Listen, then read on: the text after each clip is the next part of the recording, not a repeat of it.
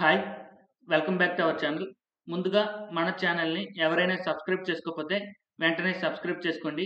And ఈరోజు video ఏంటంటే మీ సిస్టమ్‌లో అంటే విండోస్ 10 ఆర్ 11 ఏదైనా ప్రాబ్లమ్ లేదు. మీ సిస్టమ్‌లో ఉన్న ప్రోగ్రామ్స్ ఆర్ అప్లికేషన్స్‌ని ఎలా అన్‌ఇన్‌స్టాల్ చేయాలో నేను మీకు ఈ వీడియోలో ఎక్స్‌ప్లెయిన్ చేస్తాను. ముందుగా ఇక్కడ సెర్చ్ బాక్స్ ఉంది కదా! సెర్చ్ బాక్స్‌లో కంట్రోల్ ప్యానెల్ అని టైప్ చేస్తారు. టైప్ చేసిన తర్వాత ఇక్కడ ప్రోగ్రామ్స్ అని ఉంది కదా! ప్రోగ్రామ్స్‌లో అన్‌ఇన్‌స్టాల్ ఏ ప్రోగ్రామ్ అని ఉంది కదా! ఇక్కడ క్లిక్ చేస్తారు.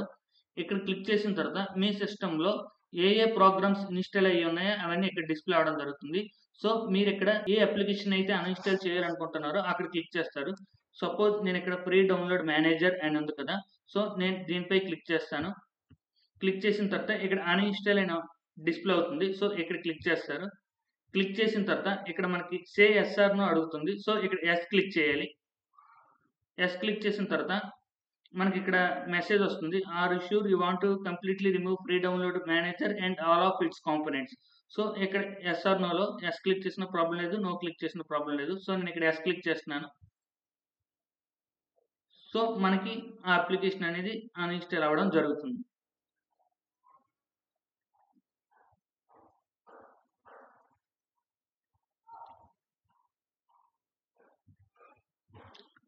సో, అన్‌ఇన్‌స్టాల్ అయిన తర్వాత అక్కడ ఓకే క్లిక్ చేయాలి.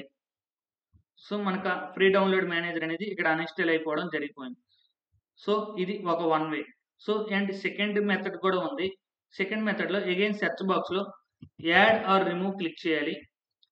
యాడ్ ఆర్ రిమూవ్ క్లిక్ చేసిన తర్వాత ఇక్కడ మనకి ఇన్‌స్టాల్డ్ యాప్స్ లిస్ట్ ఇక్కడ చూపిస్తుంది. సో, ఇక్కడ ఏ యాప్ అయితే మీరు అన్‌ఇన్‌స్టాల్ చేయాలనుకుంటున్నారో అక్కడ క్లిక్ చేయాలి. సో, సపోజ్ నేనిక్కడ ఏ టెక్స్ట్ అనే అప్లికేషన్‌ని అన్‌ఇన్‌స్టాల్ చేయాలనుకుంటున్నాను. సో, ఇక్కడ 3 డాట్స్ ఉన్నాయి కదా! సో, ఇక్కడ క్లిక్ చేయాలి.